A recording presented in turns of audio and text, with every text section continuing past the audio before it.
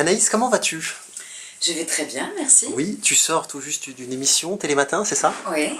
Comment ça s'est passé, celle-ci? Plutôt qu'une Très autre? bien, très bien, très drôle. C'est Thierry Beccaro qui présentait. C'était très drôle, surtout qu'il s'est trompé d'ailleurs sur mon nom de famille. Qu'est-ce qu'il a dit? Il a sorti un Anaïs. Et voilà, c'était très drôle parce que du coup, on a un peu rigolé de ça pendant toute l'émission. Tout le monde m'a appelé à essayer de trouver des noms assez marrants. C'était votre première tous les deux? Non. C'est D'accord. la première que j'ai faite, oui, c'était avec Thierry Beccaro. Mais là, c'est la deuxième fois, comme il arrive en période de vacances, souvent, pour remplacer William. D'accord. Donc William est au soleil.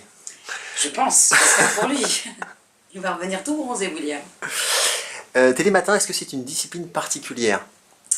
Une discipline particulière, effectivement, il faut se coucher très tôt le soir, manger très léger, voire même essayer de ne pas manger le soir parce que comme ça on digère beaucoup mieux, on prend sa douche très rapidement, on prépare les affaires la veille. Moi je prépare toujours la veille la situation pour voir à peu près ce qui se passe au niveau de la météo. D'accord. Pour voir exactement ce que je vais transcrire le lendemain.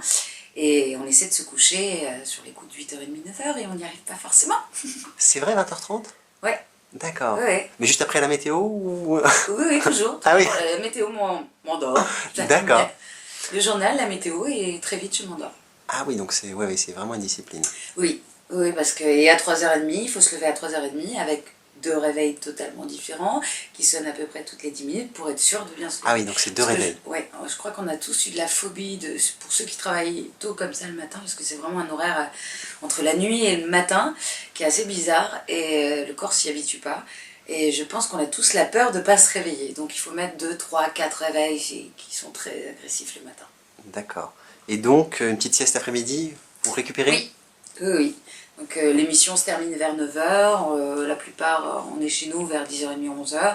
Soit on cumule avec d'autres choses et on fait une sieste en début d'après-midi. Parce que du coup on est décalé pour tout, pour déjeuner, on commence à avoir faim à 10h. Et puis très vite la sieste arrive par la suite. L'idéal c'est de ne pas dormir plus de 2 heures car sinon on n'arrive pas à réattaquer le sommeil le soir. Dors 10 minutes comme les japonais, non? Non, ça ne suffit pas bizarrement 10 minutes. 10 minutes, c'est le temps que je mets peut-être éventuellement à dormir. D'accord. Si on revient sur Télématin, c'est quand même Ouais. une émission culte dans le paysage. Qu'est-ce que ça t'a fait d'intégrer ce type d'émission qui a été livrée avec le poste? Grande fierté. Grande fierté parce que je connaissais Télématin. Je trouvais que c'était une émission très sympa en matinée comme ça, moi je l'écoutais beaucoup en fond et en même temps je prenais ma douche, je prenais mon petit déjeuner. Et c'est une émission qui est longue en direct. Elle dure quand même 2 heures, 2h30 au total. Donc c'est super long et quand je suis arrivée sur Télématin, eh bien voir tous les gens que je voyais à la télé, c'était vraiment une fierté. Ils m'ont super bien accueillie et de me dire que j'étais un peu à la même échelle qu'eux, et ben j'étais très heureuse. Et quand j'ai vu en plus comment ça se goupillait, c'est vraiment une chorégraphie le matin.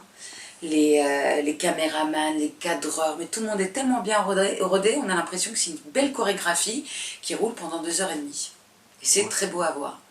Mais on n'imagine pas, il y a une grosse dose de travail, que ce soit du producteur, de l'équipe technique, des chroniqueurs. Mais c'est là où ils sont bons justement, c'est de ne pas montrer la masse de travail qu'ils ont en même temps. Ils font ça avec beaucoup de plaisir, la plupart.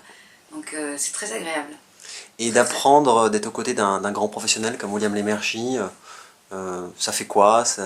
On a des appréhensions, Ça après intimide. on s'y fait. Ça intimide énormément. Au début, ça m'a beaucoup intimidée. Et encore maintenant, je ne m'y habituerai pas. Mais il est très bienveillant en fait. Il est bienveillant. Il montre toutes les petites ficelles. Il va vous donner quelques petits conseils. Fais plutôt comme ci, fais plutôt comme ça. Et donc du coup, on a l'impression tous les jours de le redécouvrir et d'apprendre des choses tous les jours en fait. D'accord.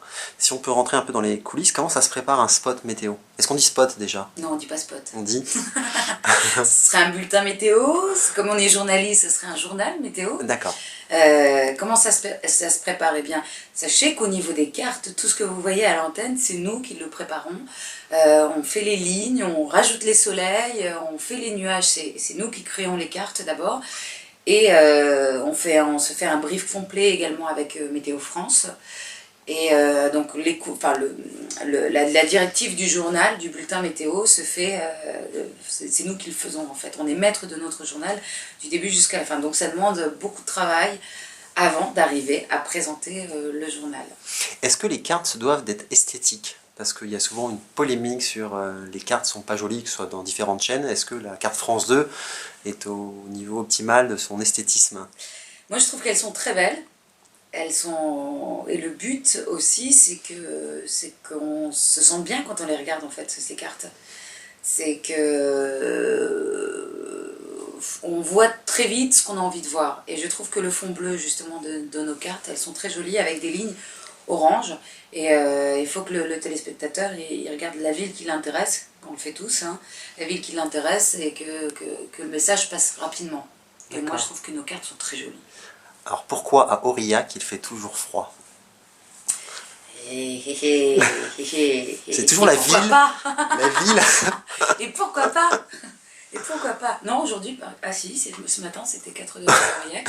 Non, cet après-midi, on n'aura pas 4 degrés à Aurillac, on va avoir 19 degrés à Aurillac et 18 degrés à Dijon, ça sera la minimale. Donc, voilà, ça arrive. Tu parles de Dijon, Oui. des fois la météo extrapole et rejoint l'actualité avec Oui. les inondations. C'est un beau prolongement du métier juste de présentation, de préparation des cartes. Quand ça rejoint un peu l'actualité, ça va un peu plus loin. Et justement, c'est pour ça qu'on est journaliste, parce qu'on va chercher d'autres infos en fait que se limiter au soleil et vraiment à la prévision du jour. On regarde beaucoup à long terme et on va chercher beaucoup d'infos d'actualité mondiale et tout ce qui peut concerner également le quotidien des gens. C'est vrai que quand on parle d'inondation, c'est pas... Météo France vous dira que c'est pas la météo, c'est pas ce qui tombe du ciel, mais en même temps ce sont les conséquences. Donc pouvoir allier les conséquences de la météo, c'est une bonne chose aussi. Et oui, on se sent dans l'actualité, en fait, il se passe des choses, et pouvoir intervenir dans les journaux de France 2, c'est une bonne chose aussi. Pourquoi les Français sont autant attachés à leur météo? Est-ce que tu as analysé un peu le phénomène? Moi, je trouve que c'est souvent pour discuter avec les gens, on leur dit bonjour, comment allez-vous? Ce qui est génial, c'est que c'est un sujet de conversation qui lie les gens, vraiment au niveau de la météo. Ah oui, il fait pas très beau aujourd'hui, ah oui, mais vous avez entendu, il paraîtrait que... Donc c'est vraiment, j'adore ça parce que c'est un lien avec les gens.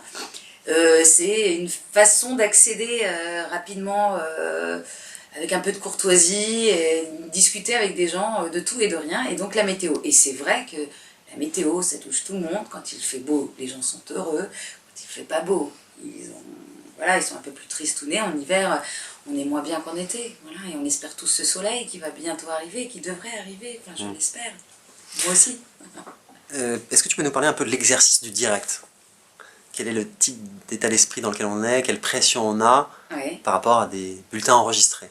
Alors le direct c'est toujours compliqué.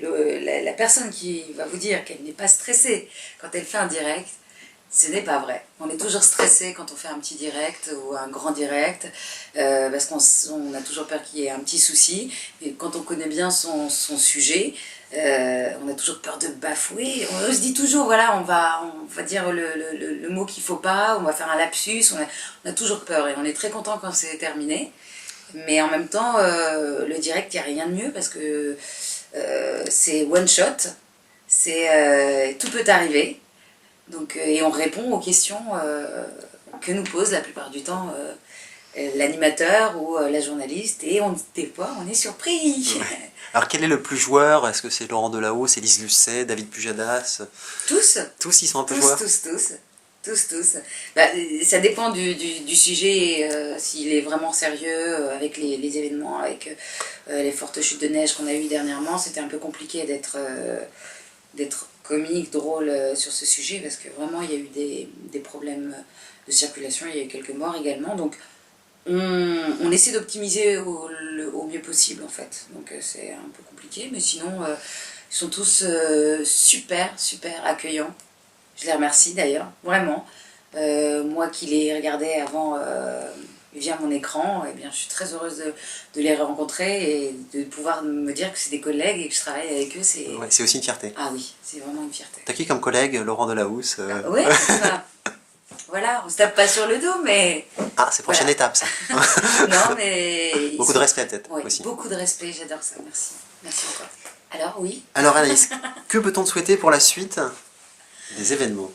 D'être toujours heureuse, que ma famille aille bien, que mes parents aillent bien, du coup, et que les gens autour de moi soient heureux aussi. Je suis très heureuse de pouvoir partager ma joie de vivre et mon sourire via leur bonheur. Voilà, j'ai envie de donner et je veux que... Voilà, je veux donner encore et bien sûr que je finisse ma vie à France 2. Merci, Anaïs. Merci à vous.